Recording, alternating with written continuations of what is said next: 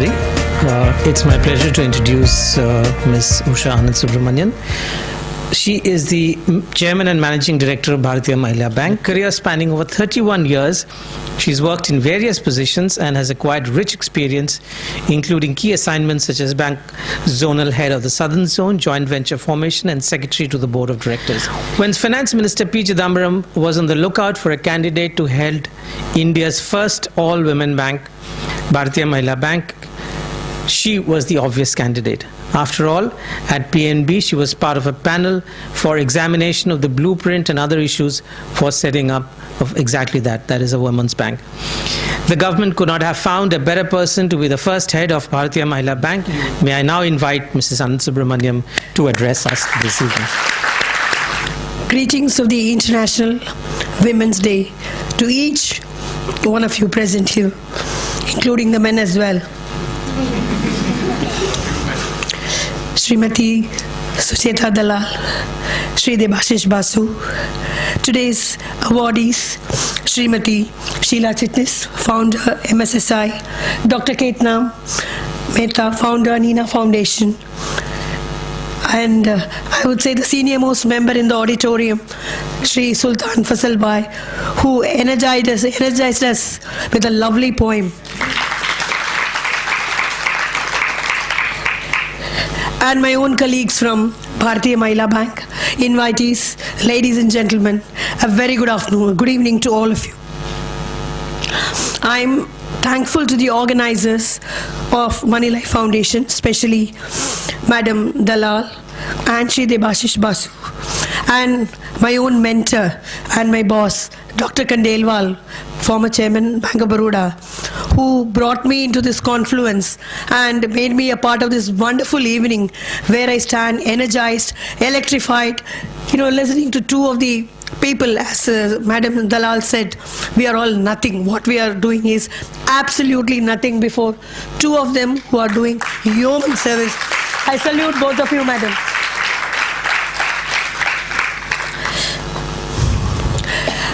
And today the topic is celebrating women entrepreneurship, a crucial topic for all of us. And this also gave us an opportunity to join with Moneylife Foundation to send a message among the women of Mumbai that Bhartiya Mahila Bank is present to encourage and support the women entrepreneurs of this city, because today's activity is restricted to Mumbai. We are all over India, we are going to be all over India, but today's event focuses on supporting and encouraging women entrepreneurs of Mumbai. And I must thank for this opportunity given to us to be a part of this event and take the message across. Women as a group almost constitute 50% of the population, but they are the most under-leveraged economic asset across economies and more so in our country. Am I audible? Am I clear? No problem. While more women are engaged in some activity, irrespective of the education levels, a significant percentage of them are engaged in farming activities, and only 7%, believe me, it's just 7%, are engaged in the formal channels like management, professionals, and other white-collar jobs. The empowerment of women has now been taken as one of the most significant tools of development. It has been observed that their empowerment accelerates the process of development of the country. The participation of women in various entrepreneurial activities has been emphasized by different development practitioners. Empowerment and entrepreneurship have great linkages. However, the first step to empowerment is a step beyond literacy. Yes, it is education and skilling. We think literacy is the point of achievement, but a country cannot survive with basic literacy. We need to move on to the floor of education and skilling. Let's check on who is an entrepreneur, because it's a very cliche term, entrepreneur and entrepreneurship. It is someone who organizes a business venture and assumes the risk for it. And therefore, entrepreneurship is not establishing factories or huge enterprises. Always the recall is to think of a factory. We always tend to imagine an entrepreneur as someone who sets up factories with smoke billowing chimneys, workers in uniform marching in 3 shifts, calling a lockout, all kinds of things. But even a wayside small tea stall owner or a vegetable vendor is an entrepreneur in her or his own right, according to me. Entrepreneurship does matter. Especially in the midst of a global recession, it is vital that we promote entrepreneurship and entrepreneurial thinking. Its benefits are many, from rewarding problem solving, organizational and leadership abilities, to fostering creativity and engendering empowerment. Not the least of its merits is the significant boost it gives to the economy. While large corporations appear to be important, small and medium-sized enterprises are equally as important in sustaining our economy, creating jobs and fostering growth. Additionally, entrepreneurship can increase levels of confidence and happiness, as the satisfaction of achievement and self-sufficiency can boost self-esteem and overall well-being.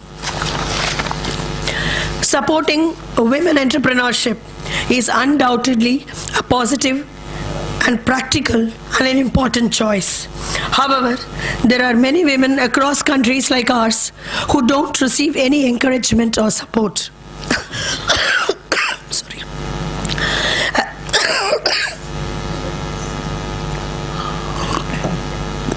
As a result, these women are unable to pursue their dreams, and a major source of growth is left untapped. As Hillary Clinton stated at an international forum, limiting women's economic potential is for every country like leaving money on the table. It doesn't make sense, especially when we are still struggling to grow our way out of the economic crisis. Women entrepreneurs are looked upon as an important untapped source of growth, since a lot of them have not got the right opportunities to launch their enterprise. They are known to bring innovative ideas to the table when it comes to business management, and experts have predicted that their active involvement at a larger scale would be a blessing, especially for the SME sector. Women-owned businesses are generally younger and smaller in size than other businesses. Some studies have pointed out to the trend of women being more visible when it comes to the services or cottage industry or farming in India. Women-owned businesses tend to be informal, home-based, and concentrated in areas of small-scale entrepreneurship and traditional sectors, which primarily include retail and service. Operating from the home allows women to satisfy competing demands for their time as they balance a disproportionate share of housework and childcare responsibilities. What comes in the way of women developing as entrepreneurs? It's a very deep thought that we need to look into.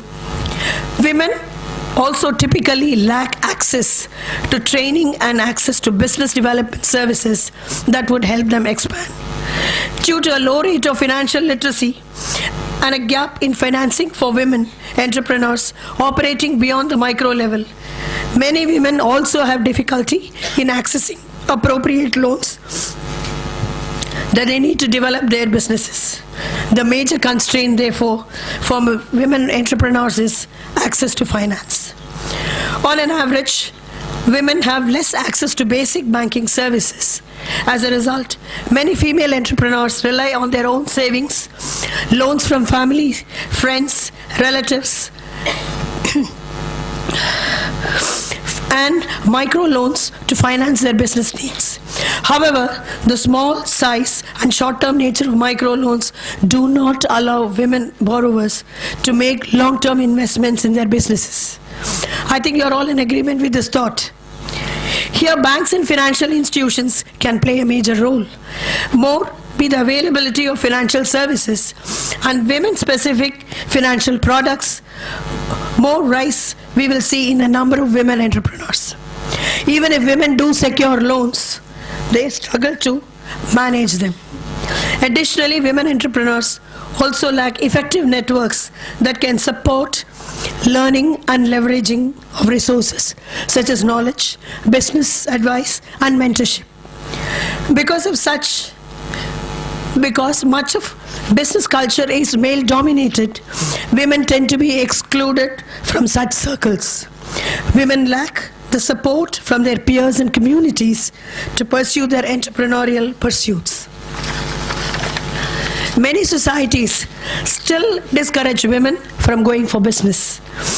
And there are few positive role models for women entrepreneurs to inspire them to push ahead despite the odds.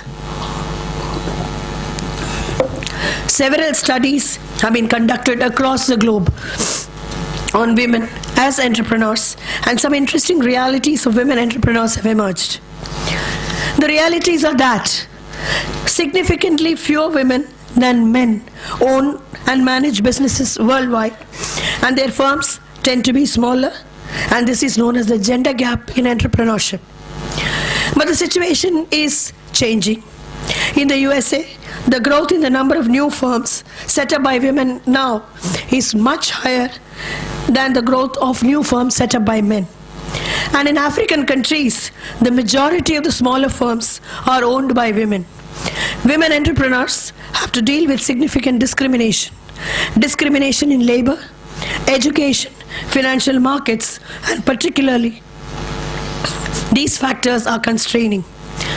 Women entrepreneurs have to contend with the merits of claim on their attention, many the results of cultural expectations. There are some myths as well on women entrepreneurship.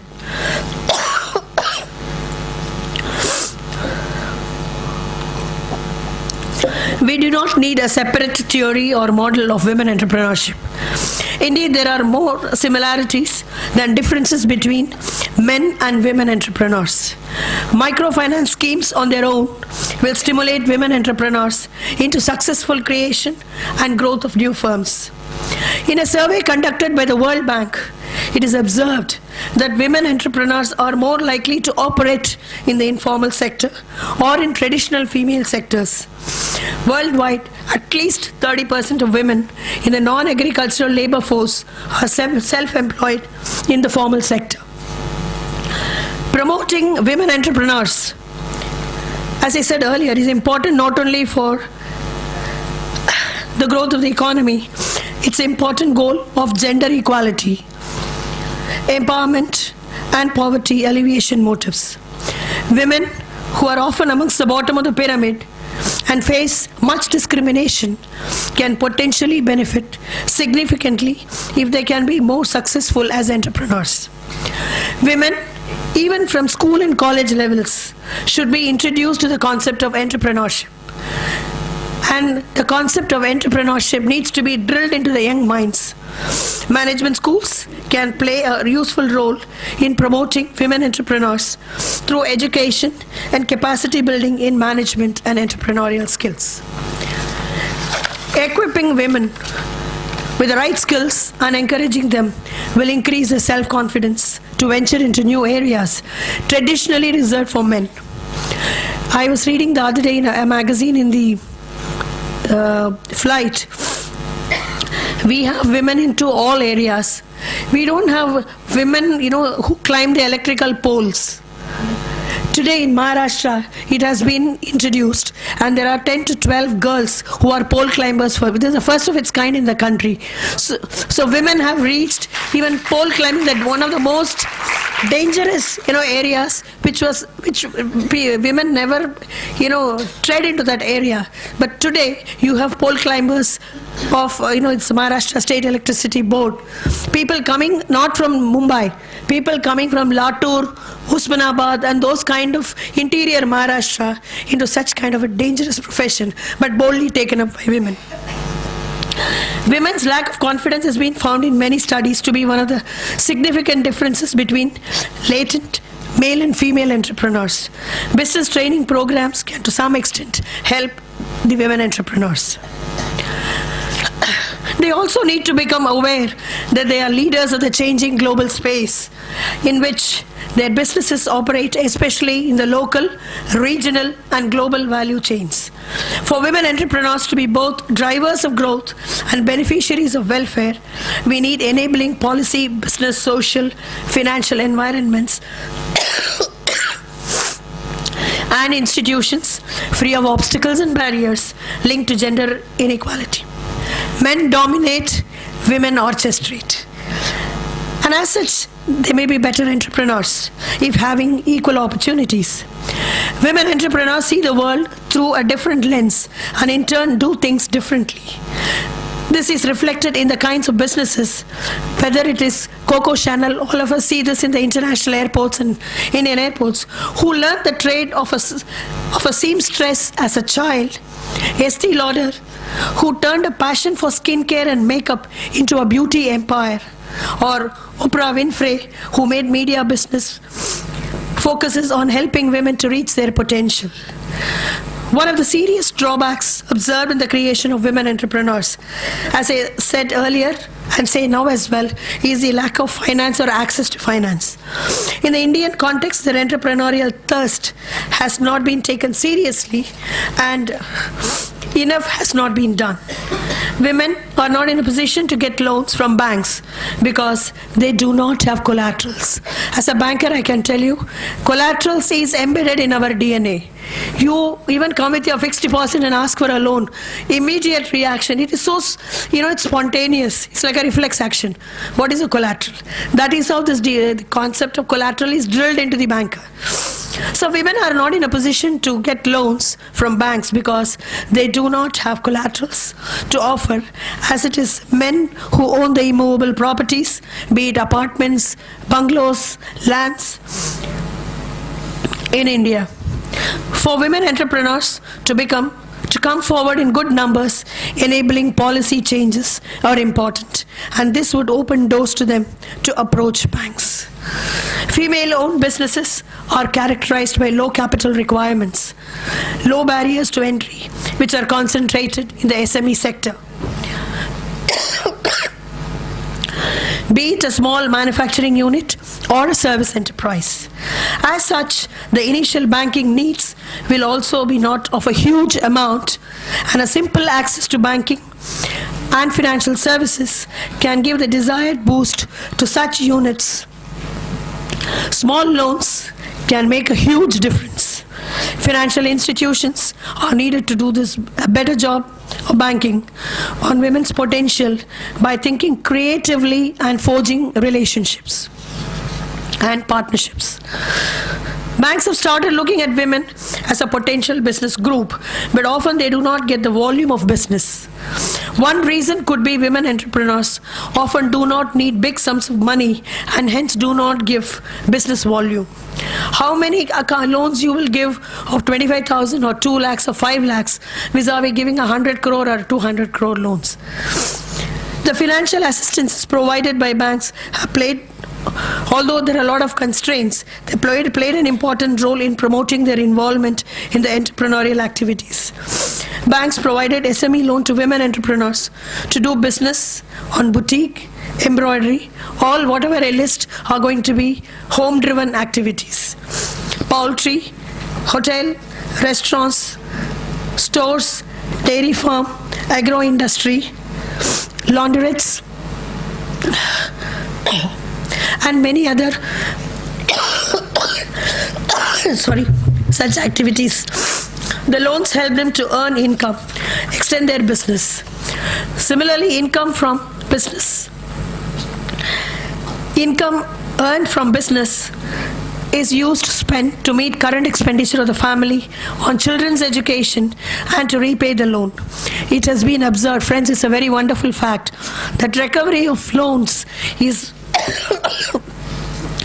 very significant and loan diversion is also very small.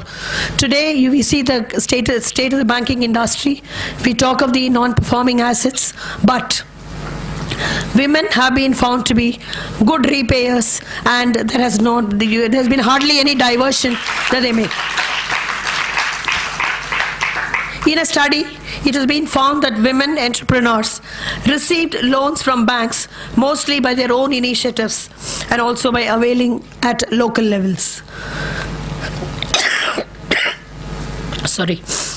There are empirical evidences available to prove that due to providing loans and other facilities to SME women entrepreneurs by banks, the social status of women in the family and in the society has increased significantly.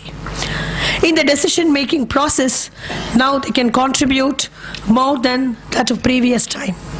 They can also create employment opportunity to others and thereby increase standard of living of their family as well as others who depend on them, and thereby increase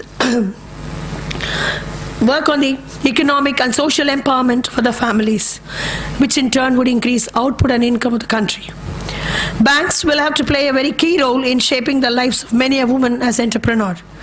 Women are generally shy to come to banks for loans, and even when they promote enterprises, as I said earlier, they use their own monies or from their family members.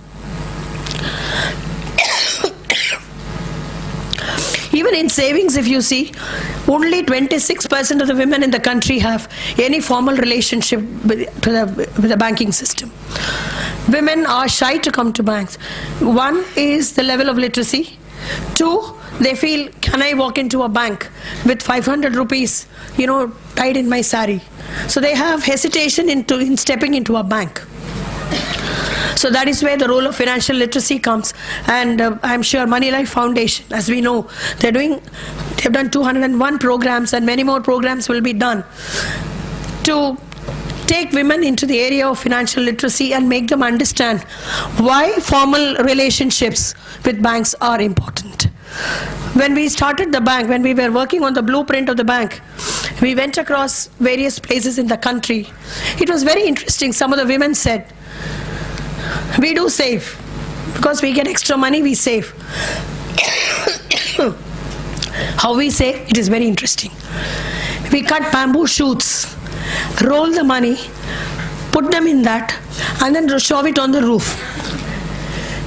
She didn't realize that it has a multiplier value. She kept it on the roof, and sometimes she forgot. She herself said, I forgot where I shoved it. Sometimes the white ants ate away the money. Sometimes, in the hutments where the fire is a common event, it got burned down. Sometimes the wind and the rains flew it off. And sometimes the husband found his way to access that. So, the women have the intention to save. They do save, but they are not coming to the formal channel.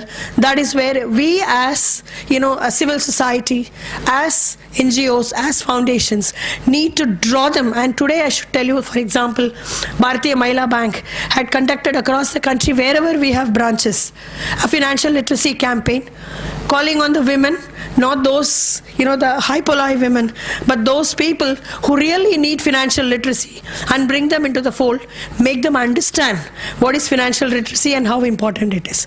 So once a savings is the first step to any empowerment or entrepreneurship. The day the lady starts saving and she understands the money increases, the money multiplies, she gets the confidence to ask for a loan. Otherwise, she doesn't have the guts to come and ask for a loan. But in spite of it, I should tell you, we get calls, so many calls in a day. हमारा बीवी के लिए कुछ loan चाहिए. क्या करना है? कुछ तो करेगी, आप क्या लोन देगी?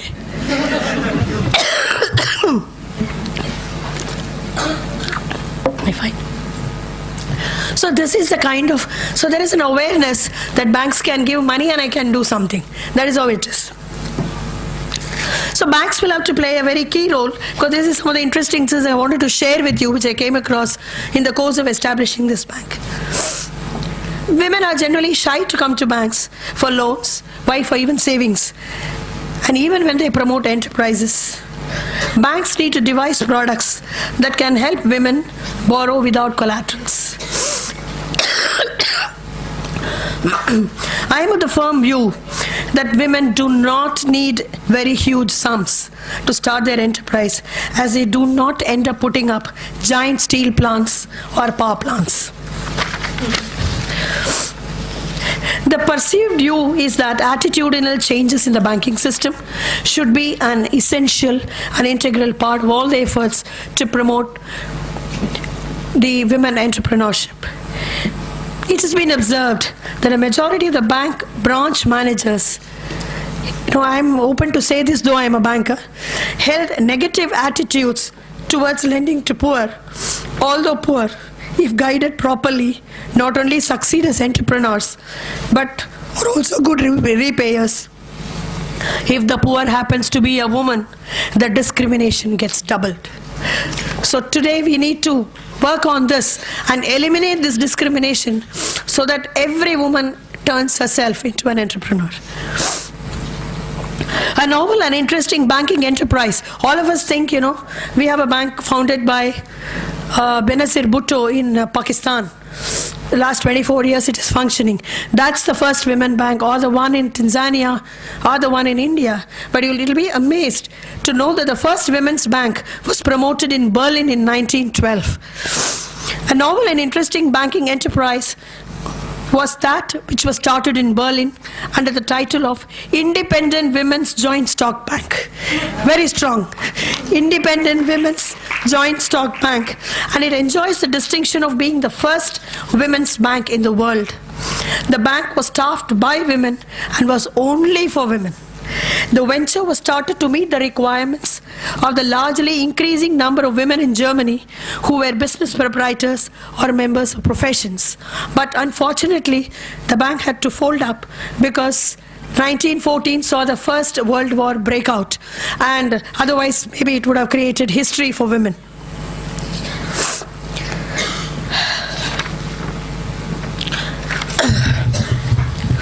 Women entrepreneurs create new jobs for themselves and others, and also provide the society with different solutions. However, they represent a minority of all entrepreneurs. They often face gender-based barriers to starting and growing their businesses, like discriminatory property, matrimonial and inheritance laws, and cultural practices, lack of access to formal finance mechanisms, limited mobility and access to information and networks. The governments across the world, as well as various developmental organizations, are actively undertaking promotion of women entrepreneurs through various schemes, incentive, and promotional measures. Women entrepreneurs in the 4 southern states and Maharashtra, it's a very happy news for all of us here, account for 50% of the women-led small-scale industrial units in India. 4 southern states and Maharashtra. So big claps, Maharashtra. You can imagine, today we had the 29th state being formed, 4 + 1, 5. The rest of the 50% entrepreneurs come out of 24 states of India. Very sad. Women are more perseverant by nature, and there are a number of areas where women can do better, such as education. We have Ketna here, who's doing a wonderful job as a woman, promoting she is an edupreneur, I would say. Education entrepreneur is an edupreneur. Event planning, PR, these are all areas we excel at, which can be thought of and shaped up as an enterprise. Home decor, jewelry, photography. The other days, from Doordarshan, a lady came to have a shoot with me. She said, I was so happy. I said, always the men come and shoot. Even international shoots happen with men. She said, I'm the first camera person for Doordarshan in so many years. I'm the first one. I was so delighted to meet her. Because these are people who motivate you when you come across. Accessories, garden, living spaces, interiors, boutiques, stores, sewing, and related crafts, catering, baking, culinary classes. The list is very long. Clothing, skincare, hair care, fitness, spa, all these are women-dominated areas. So where they can come forward, and there's a lot of scope for them. It's not that we need to be engineers or hydraulic engineers to do all these things. Across sectors, as varied as technology, clinical research, and retail, These women are poised to burst a common myth that women-led businesses do not grow beyond a certain scale. The birth of Bhartiya Mahila Bank, I want to share with you, it's very interesting. There's an international consultant called Booz & Company who had conducted a study on economic empowerment of women in 128 countries of the world. And they had published the results. I mean, I would take it that way. That could be one of the triggers for this bank. And the rank for India was shocking. We think, we are a very, India shining, we are doing that. But the rank that India could gain was 115 out of 128. Very shocking.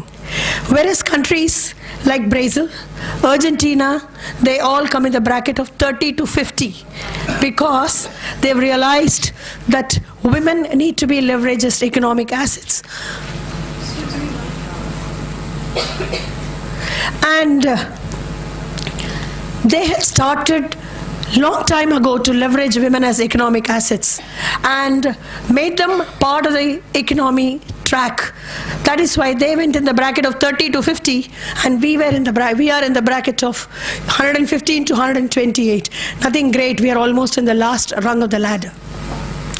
So this is a great trigger, and what is required is the empowerment of women, which is a lesson drawn from the results of this international study. In this context is born Bhartiya Mahila Bank, which works for empowerment of women. The bank has a very powerful tagline: empowering women, empowering India. Very simple, 4 words, but very strong words. We understand the impediments in the making of an entrepreneur.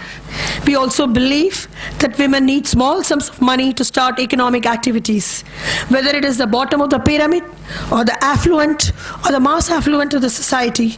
We feel we must be a Mahila-friendly bank and facilitate the shaping up of a woman into an entrepreneur. The loan needs of women range from a sum as low as 15,000 to maybe something less than 1 crore if they're going into a micro or a small enterprise. Here I would like to share the story of a W to W, women to women, concept that we are experimenting in the interiors of UP. It is a store for the women to women it is. Deep in the villages, the women, even to buy a small soap, they are dependent on the men. She also wants to look beautiful. She wants to apply lipstick. She wants to apply creams. But, nowadays the channels can, prop up and promote a lot of activity, interesting things in women. But every time she's dependent on the man who would go to the city or the town, and I don't think the village men, how much they would respond to their requests. So this is a concept that we are experimenting, where the woman in a particular village promotes a small shop. Maybe, she has 4-5 kurtis, some artificial jewelry, some small purses, some clips, all women items, including the hygiene items. And many times, maybe the woman didn't know how to apply a lipstick, but she has the confidence to go and talk to a woman and understand, what do I do with this cream? What do you mean by, if she says it's a sunscreen lotion, why I should apply it? All of us in the city understand, but a villager in the deepest of villages, and especially in UP, Bihar, they don't understand. But they need to understand. So we have promoted these kind of small shops called Rangoli. They are called Rangoli. It's a chain promoted by an NGO from Delhi. And the best part is the NGO procures these items required to be stored at wholesale prices and delivers to them. So there is no price arbitrage or sufferance because they have to buy. And it's a village, so everybody knows. Full Devi ने दुकान खोल दिया है, नीलिमा ने दुकान खोल दिया है, so they know that and they walk in and they understand, they talk to them. So it's a concept that we are trying. We have done about 9 shops, but we want to make it a big chain. And interestingly, Japan, which is not great women friendly, let me tell you, because yesterday's newspapers, if you see, Miss Shimpo becomes the first woman executive to head of Nomura Investments or Nomura Bank. Otherwise, in Japan, you will never find a woman heading an organization, heading a factory. You may have Sonys and Panasonics, Nippons, Nissans, but you will never find women there. It is always headed by men, and in a male-dominated society, one of the, I think it's RICO, it's a Japanese organization. They have come forward to support this kind of, W2W shops. Very interesting it is. And when this bank was started as well, I had, done 2 interviews to Japanese televisions. They said in Japan, women are looking to this bank very closely because there is so much of a domestic violence in Japan. All of us don't know that. We think it's a very shining car because we get carried away with the products that they produce and the cars they produce. But they said that women are looking to it, and how this bank would create even a cultural change that they can look into. I mean, these are all feedbacks coming, which is very encouraging for us. So this Momo Rangoli, it is called. That name, because we want to have the Japanese tie-up to be seen, it is called Momo Rangoli. I visited myself a shop. It is in the villages of Malihabad. All of us must be knowing it's famous for some mangoes. Everybody knows it's famous for the mangoes that come from UP. And there I went and saw the shop myself. Very interesting. Tiny little things stacked. It's a part of her house, so no overheads. She herself runs. So these are all the concepts that entrepreneurship can also be promoted in the interior villages. That's what I want to say. And it doesn't require great sums. We must have given them 20,000 rupees as loan.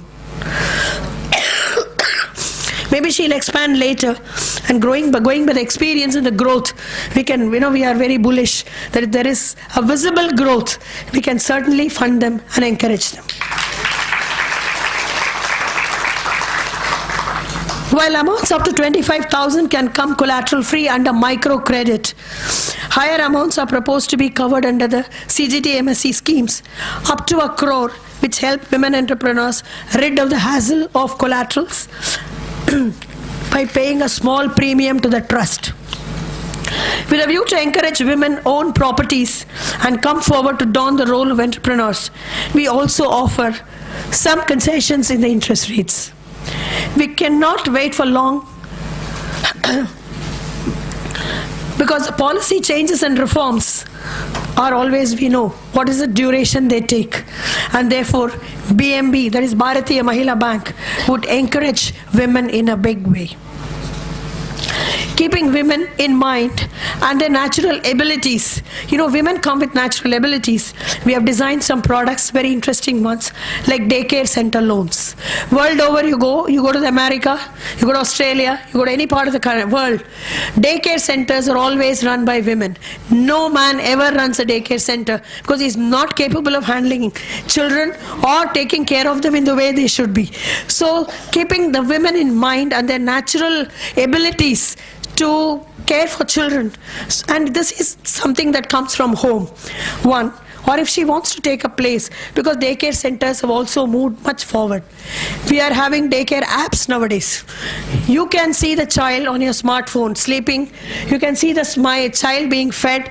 If he or she is unwell, medicines being given can be seen on the touch of an app, and you are satisfied. Maybe it asks for some money, but it is still worth it because the working mother continues to work with satisfaction and the children are taken care. So at various levels the daycare centers can be considered, but we are on one principle, that it has to be a hygienic and coming with standards. You may not have apps, but hygienic standards have to be maintained.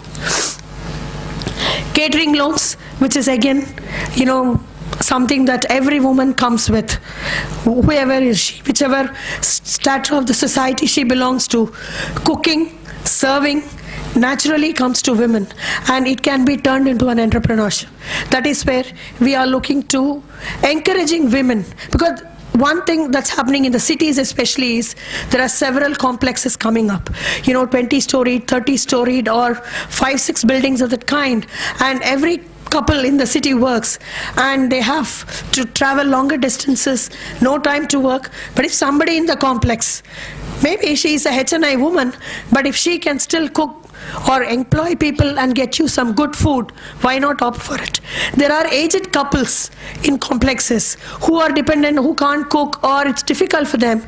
They can be dependent on these kind of homemade food. And thirdly, people are now shifting, there's a lot of health consciousness coming. With the result, the people are shifting from whatever your 5-star food or all kinds of food to homemade foods. So this encourages more women to start catering from home or wherever she takes a place and then starts working on it. So some of these, like beauty care, this is again, even the salons, unisex salons are run by women now. We are entering into tie-ups with organizations who work for the cause of women empowerment through entrepreneurship. The classic example, as I shared with you, is the W2W tie-up that we have had with the NGO. So you have a variety of people in this hall. We are patrons of many NGOs, entrepreneurs themselves, like-minded people, people who want to encourage women, and people who have been working for, people who face challenges in life, like Ketna and Sheela. I would only request you to, I welcome you to Bhartiya Mahila Bank to experience the services, and we feel proud in working with each one of you, and especially those who come with their dreams of entrepreneurship. We want to make them a reality. We want women to explore their dreams, explore their aspirations, and create enterprises that could stand the test of time and get supported by Bhartiya Mahila Bank. I once again thank Moneylife Foundation. Thank you. Especially, as I said, Mrs. Sucheta Dalal and Mr. Debashish Basu and the trustees in having given me an opportunity to share my thoughts on women entrepreneurship and celebrating women entrepreneurship. I think the first step has started with this bank, and I'm sure next year when we meet like this, 8th of March 2015, maybe we would have some people to showcase before you that these are the women who have, from nothing they have turned into entrepreneurs. Thank you very much.